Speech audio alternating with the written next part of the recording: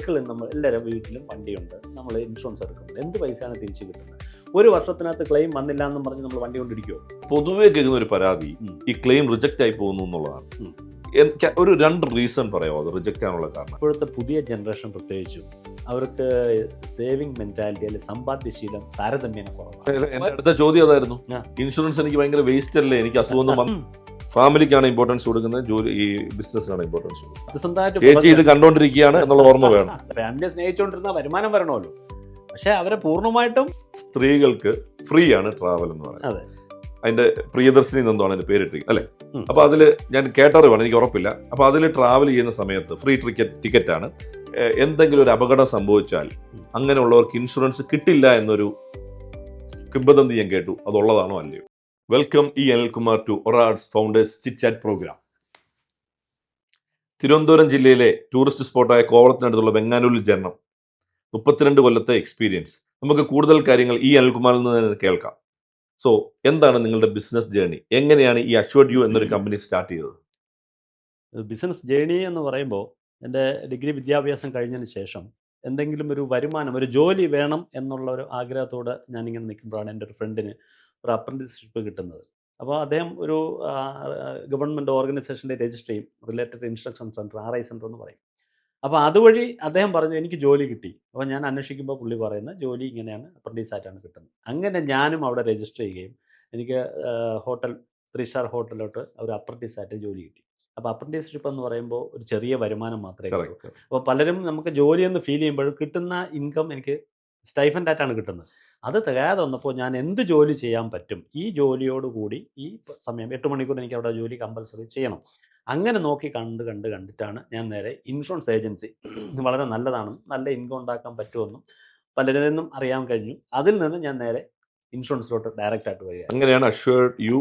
അത് അന്ന് ഇൻഷുറൻസ് തുടങ്ങിയ ശേഷം അഷ്വർഡ് യു തുടങ്ങി. ഇൻഷുറൻസിന് ആദ്യം വന്നതിന് ശേഷം പിന്നെ കുറച്ചുകൂടെ ഡെവലപ്പ് ചെയ്തിട്ടാണ് അഷ്വർഡ് യു എന്നുള്ള ഒരു കമ്പനി എന്നുള്ളത്. അടിപൊളി. സോ എന്തൊക്കെയാണ് അതിന്റെ സർവീസസ് എന്ന് പറയാം? അപ്പോൾ ഞാൻ ചെയ്യുന്നത് ശരിക്കും പറഞ്ഞാൽ ഫിനാൻഷ്യൽ പ്ലാനിങ് ആണ്. ഒരു ഇൻഷുറൻസ് എന്നുള്ള മാത്രമല്ല, ഫിനാൻഷ്യൽ പ്ലാനിങ്ങിൻ്റെ ബേസ് എന്ന് പറയുന്നത് എപ്പോഴും ലൈഫ് ഇൻഷുറൻസ് ആണ്. അപ്പോൾ ഒരാൾ ഫിനാൻഷ്യൽ പ്ലാനിങ് ചെയ്യുമ്പോൾ life insurance, health insurance, mutual fund, ഇത് മൂന്നും കൂടെ വരുമ്പോഴാണ് ഏറെക്കുറെ ഫിനാൻഷ്യൽ പ്ലാനിങ് ആവുന്നത്. കാര്യം ഇൻഷുറൻസ് ഒരു ഇൻവെസ്റ്റ്മെൻ്റ് അല്ല, അതൊരു സേവിങ്സ് ആണ്. സേവിങ്സും ഇൻവെസ്റ്റ്മെൻറ്റും രണ്ടും രണ്ടാണ്. അപ്പോൾ മ്യൂച്വൽ ഫണ്ട് ഒരു ഇൻവെസ്റ്റ്മെൻ്റ് ആണ്. ഹെൽത്ത് ഇൻഷുറൻസ് നമ്മുടെ സമ്പത്ത്, നമ്മുടെ ഉള്ള ബാങ്ക് ബാലൻസ് എല്ലാം ഏത് നിമിഷം ചോർന്നു പോകാനുള്ള സാധ്യത കൂടുതലാണ്. അപ്പോൾ അതിനെ പ്രൊട്ടക്റ്റ് ചെയ്യാനായിട്ട് ഹെൽത്ത് ഇൻഷുറൻസ്.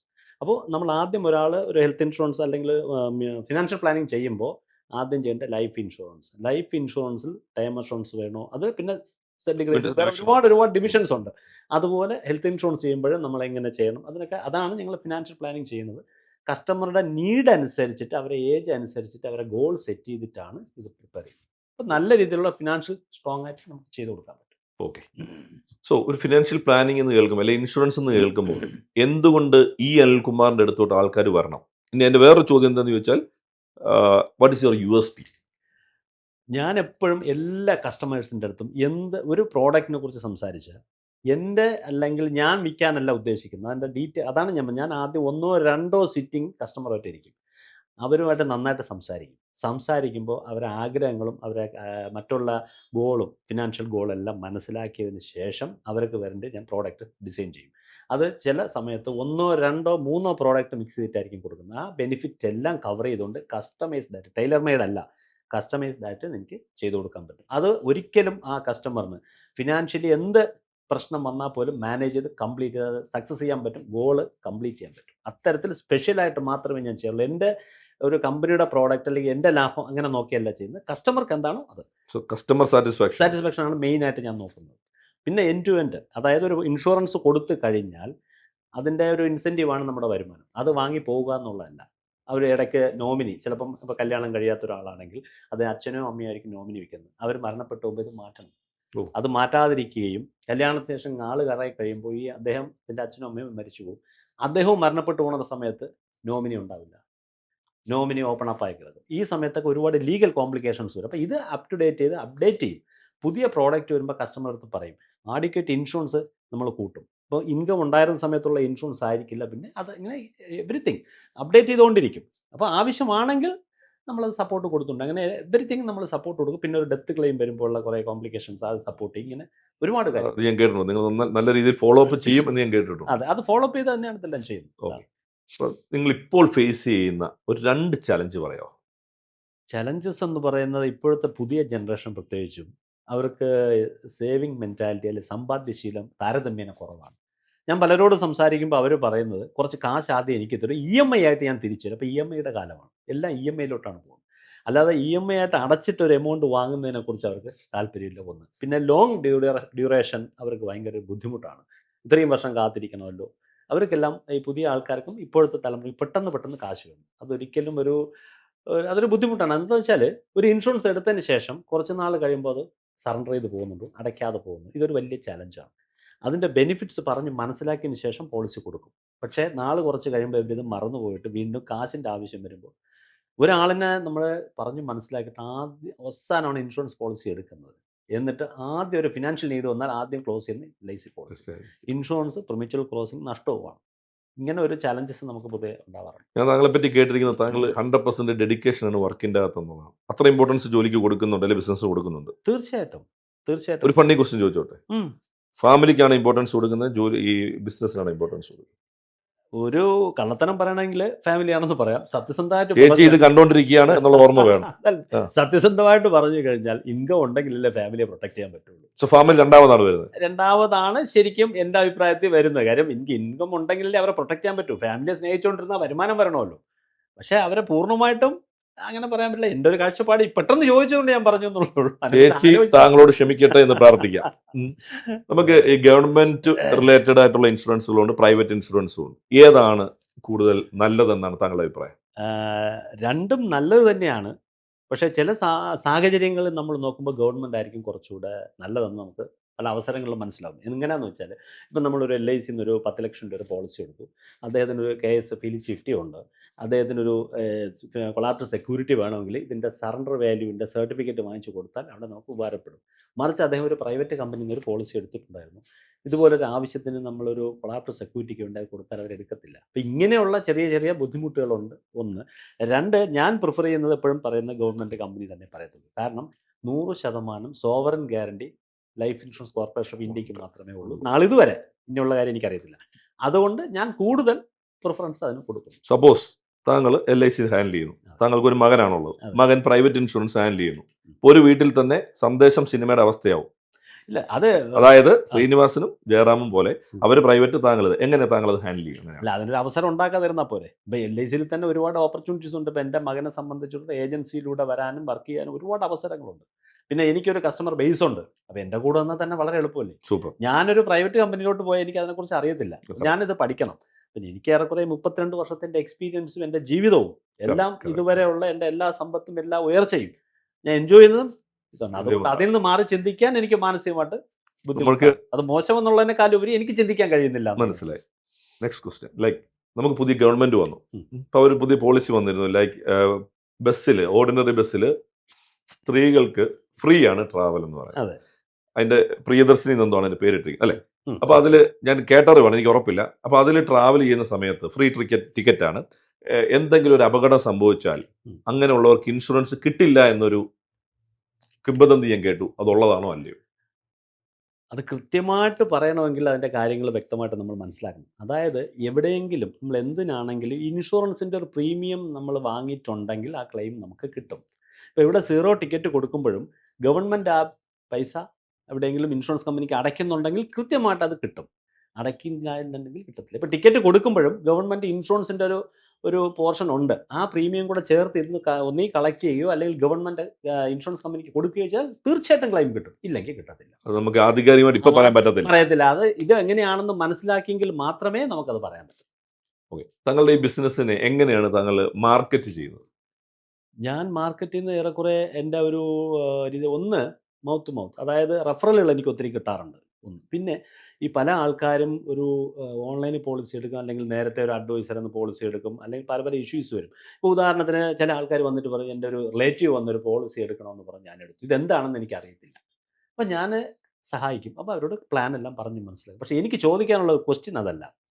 ഇപ്പം എനിക്കൊരു അസുഖം വന്നു, എൻ്റെ കസിൻ ഒരു MBBS ഇപ്പം പഠിച്ച് പുതുതായിട്ട് പുറത്തിറങ്ങി. ഞാൻ ഓടിപ്പോയി എൻ്റെ കസിൻ അല്ലേ എന്ന് പറഞ്ഞാൽ ഞാൻ അവിടെ പോയി ട്രീറ്റ്മെൻറ്റ് ചെയ്യും? ഇല്ല. നമ്മൾ ഇൻഷുറൻസ് എടുക്കുമ്പോൾ അത്ര കാര്യമാത്ര പ്രസക്തിയിൽ മനസ്സിലാക്കി ഇപ്പോൾ അദ്ദേഹം തന്നെ കൊടുത്തതിന് തെറ്റില്ല. കസിൻ വരുമ്പോൾ അദ്ദേഹത്തിൻ്റെ ഓഫീസറെയോ അല്ലെങ്കിൽ കാര്യങ്ങൾ മനസ്സിലാക്കി എനിക്ക് പറ്റിയ പ്രോഡക്റ്റ് ആണെന്ന് മനസ്സിലാക്കിയിട്ട് വേണം ചെയ്യാൻ. അപ്പോൾ അങ്ങനെ മനസ്സിലാക്കിയിട്ട് എടുത്തില്ലെങ്കിൽ നമുക്കത് ബുദ്ധിമുട്ടായിട്ട്. ഓക്കെ. നമ്മൾ ഈ പുറം രാജ്യങ്ങളിലൊക്കെ ഇൻഷുറൻസുകാരെ തേടി ആൾക്കാർ അവിടെ ചെന്ന് അവർ ഇൻഷുറൻസ് എടുക്കും. പക്ഷെ നേരെ മറിച്ച് ഇവിടെ ഇൻഷുറൻസുകാർ പോയി അവരുടെ അടുത്ത് പോയി പല പ്രാവശ്യം ചെന്ന് കഴിഞ്ഞാൽ മാത്രമേ ഇൻഷുറൻസ് കിട്ടുള്ളൂ എന്നാണ് പറയുന്നത്. എന്താണ് താങ്കൾ അതിനെപ്പറ്റി പറയാനുള്ളത്? ഇത് ഒരു ഒരു ഇൻഷുറൻസ് മേഖല ഒരു ഗവൺമെൻറ് ഓർഗനൈസേഷനാണ് LICയെ സംബന്ധിച്ചിടത്തോളം.